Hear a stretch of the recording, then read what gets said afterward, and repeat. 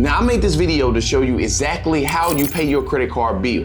And this is not going to be your regular video that everybody tells you when it comes to paying your credit card bill off every single month.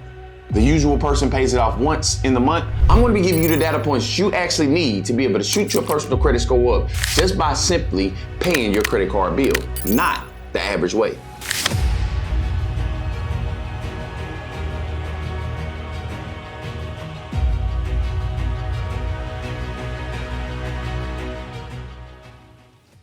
I had a guy named Justin that had a credit card that he usually paid once a month. He paid it on the 15th of every single month. And he came to me with a problem saying, hey, listen, my credit score is only shooting up for some reason 15 points, right? It's going up and down every now and then.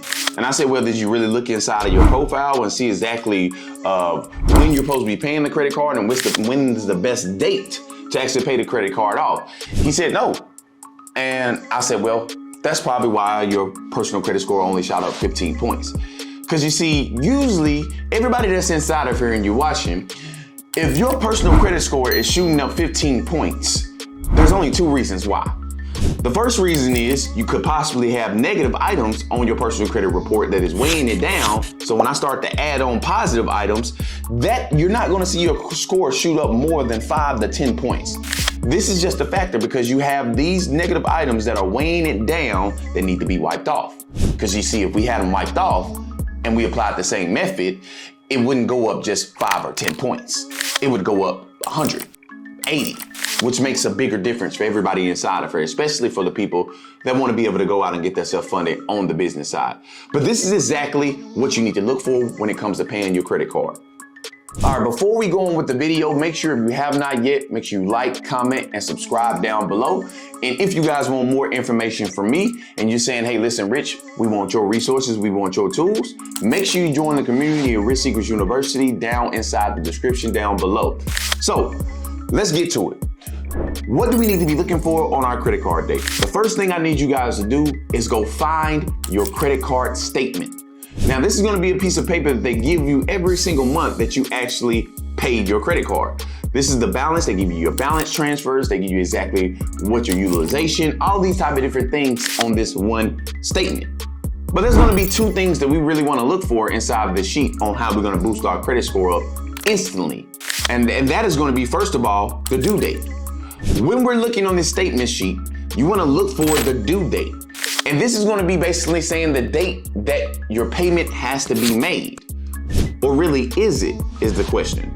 Because see, most people think that they report on the due date, right? Most people think that they report your balance on your credit card on the due date. And this is not the case at all. See, this is why we're going to give you guys the tricks inside of here to be able to not only shoot your personal credit score up, but you'll know exactly how to pay it the best way.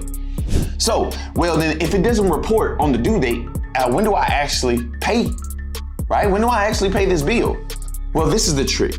We're about to get ready to make our personal credit score shoot up twice in a month instead of just once. How we do that is we have found the due date. If the due date is on the 15th, we want to make sure we pay half of that payment 15 days before that due date. So 15 days before the due date, we want to make half of, let's say, a $50 payment is what we owe. $50 payment. We pay $25 towards that balance. Bam, we owe $25 more. Now what is going on now, Rich? Well, the second thing we want to find on this sheet is going to be something called the closing date. Now, the closing date is actually where they take a screenshot of your balance to report it to the bureaus. So this is the most important date because this is where utilization comes in and also the payment due date. So the best two things we can now do, now that we know that the closing date is the date it reports and the due date is just when the payment is actually supposed to be due. All right, so now that we know these two things, our due date and our closing date, what is the best way to be able to actually make this happen? Well, the best thing that you can do is pay 15 days before your due date, half of the amount. Then 3 days before the closing date, pay the second amount for your balance. So if it was $50, I pay $25 15 days before, and now I pay the other $25 3 days before the closing date. Second thing we want to make sure, when it comes to the closing date, utilization is over 30% of your personal credit report. Saying that, you want to make sure your utilization honestly stays under 15%. So going on to the closing date, a little bit before, 3 days. You can do 3 days when you do the due date. 3 days before the closing date, make sure your utilization is down to 10%. This is how we ultimately going to be able to shoot our personal credit score up 130 points, right? You be in that range instead of just getting your personal credit score shot up 5 points. Makes a very big difference. But if you're somebody that's wanting to know exactly how to be able to skip to an 800 credit score using credit cards and other methods, this is why I made this video for you right here that's made simple to show you guys exactly how to skip to an 800 credit score.